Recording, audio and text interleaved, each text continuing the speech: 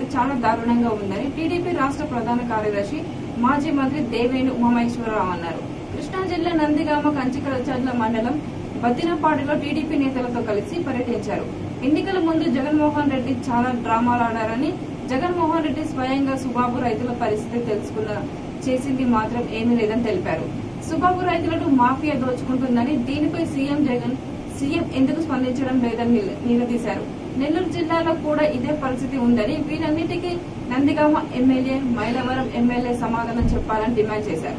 ఇవాళ సుబాబు రైతుల గురించి ఎందుకు మాట్లాడలేకపోతున్నారని, వెంటనే ముఖ్యమంత్రి స్పందించకపోతే తెలుగుదేశం పార్టీ పెద్ద ఎత్తున ఆందోళన చేపడుతుందని హెచ్చరించారు. చాలా ఘోరంగా గడ్డు పరిస్థితిలో ఉన్నారు.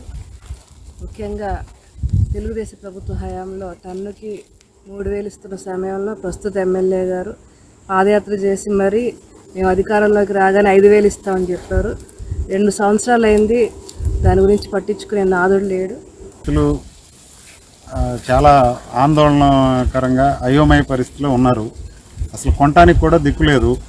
ఆ 1,200, 1,100, 1,300 అట్లా 1,300 కూడా లేదు, 1,200 టార్గెట్ పెట్టుకొని కొంటున్నారు.